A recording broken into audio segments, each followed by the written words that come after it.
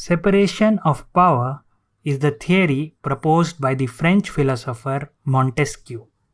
The basic philosophy behind the theory of the separation of power is that there shall be no concentration of government powers in a single authority.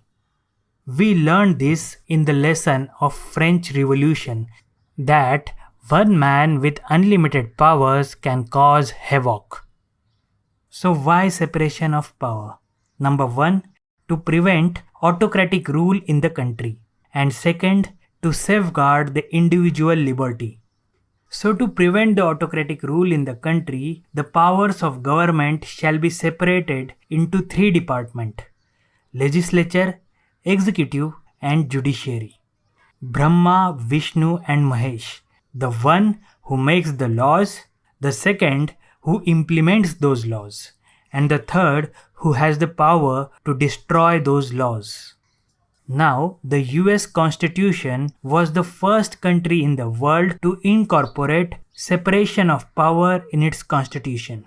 This gave constitutional status to the theory of separation of power and made it legally binding. US Constitution provides presidential form of government in which the executive and legislative powers are separated from each other. Now remember that there is no watertight separation of power in US Constitution, as it is neither practically possible nor desirable.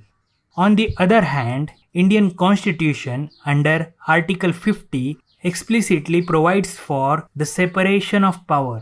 It states that the state shall take steps to separate judiciary from the executive. Now India has adopted parliamentary form of government unlike the USA. Now we talked about Article 50, which stated that judiciary shall be separated from the executive.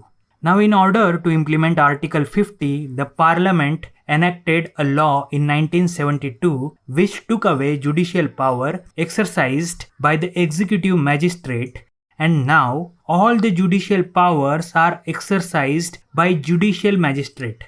In short, the executive magistrate cannot exercise judicial powers. In Supreme Court ruling of the Kannadasan vs Tamil Nadu State 1993 case, it stated that Indian Constitution incorporated doctrine of checks and balances. Supreme Court also ruled that separation of power is part of the basic structure, so legislature cannot change that part altogether.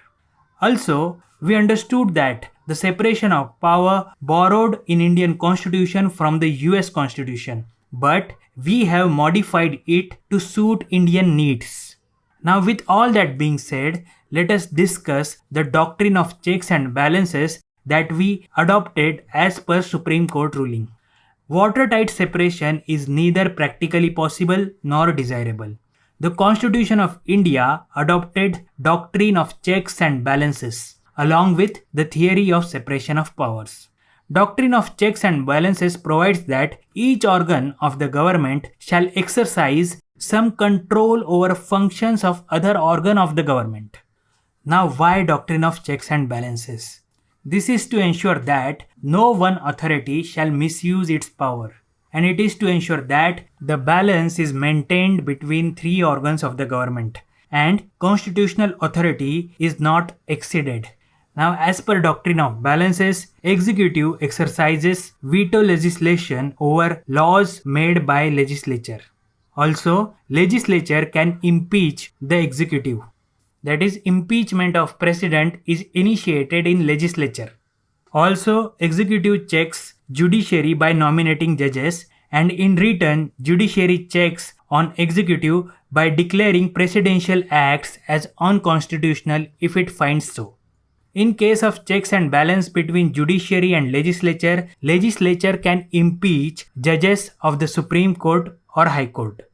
In return, judiciary can declare any law unconstitutional made by the Parliament of India.